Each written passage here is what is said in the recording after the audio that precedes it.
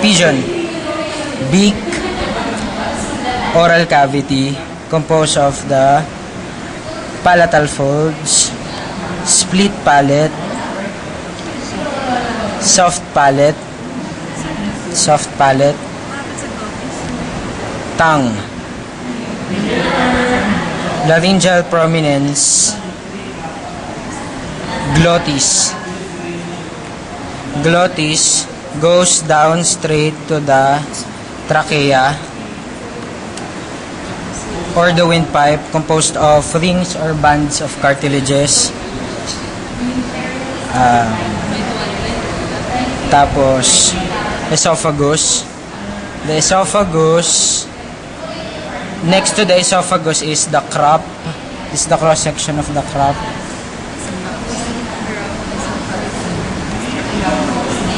Crop, then esophagus again, down to the proventriculus. This is the proventriculus. Next is the gizzard. This is the hard. It is hard. The gizzard. Kasi musculature siya. Then, the duodenum. This is the duodenum. Next to the duodenum is the small intestines. This is the coiled small intestines, including this one. This is where the pancreas is attached. Ligament ba ito? Okay. Next is, after the small intestines is the colixica. This is the colixica. These two protrusions here. Colixica, then the large intestine. After the large intestine, the bursa fabricus. This is the bursa fabricus. Then it goes down to the rectum, then the cloaca.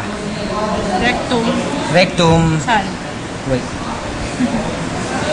Rectum is the posterior most part of the large intestine. Probably dito. Then the cloaca is the opening. Anus. May pupo pa. This one. Next is the liver. This is the liver. This is the right lobe of the liver, which is bigger than the left lobe of the liver. This is the left lobe of the liver. Then, let's go to the heart. This is the brachiocephalic artery, which branches to the right and to the left. Brachiocephalic artery. It goes to the right lung and to the left lung. Then, the aortic arc, and this one pointed with the white pin button, anterior vena cava. This is the right anterior vena cava. Then posterior to it is the posterior vena cava, right posterior vena cava.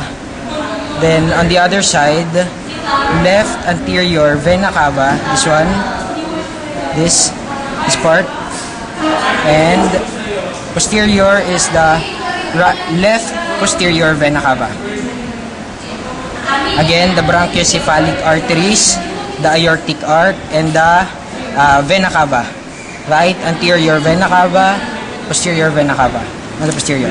Then this is the right atrium and the right ventricle. The left atrium and the left ventricle. After is the spleen. The spleen is located in this part. There. The one pointed with this, nalis. Sorry. This is the spleen. Spleen. Function. The spleen. Ano yung mga gastric something? Gastric juice. Gastric juices. Or pancreas. It's the gastric juices. Refer to your hymen for the function. Sorry. For the reproductive part, this is a female. This is the ovary. Probably the mesovarium, its mesentery is damaged, so the eggs are exposed. Then it goes down to the oviduct. The oviduct is convoluted. Convoluted. Sorry. The oviduct is convoluted. Then after that, next are the kidneys. The kidneys are separated into 3 lobes. The anterior, the medial, and the posterior. This is the right anterior lobe of the kidney. This is the right medial lobe of the kidney, and this is the right posterior lobe of the kidney. Then running along the kidneys is the ureters. The ureters run along the kidneys. This one. Ureters. What else? The lungs. Forgot about the lungs. So from the bronchocephalic artery, these are connected to the right lung and the left lung.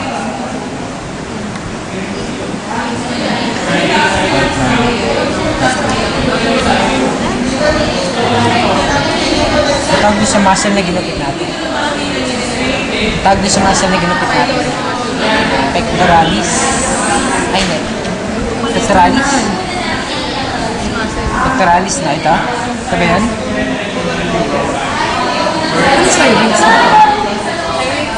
Precoracoid pectoralis. Ano sinabi yung syrinx? Syrinx? Di ba sinabi? Tinuro ko kanina. Talaga.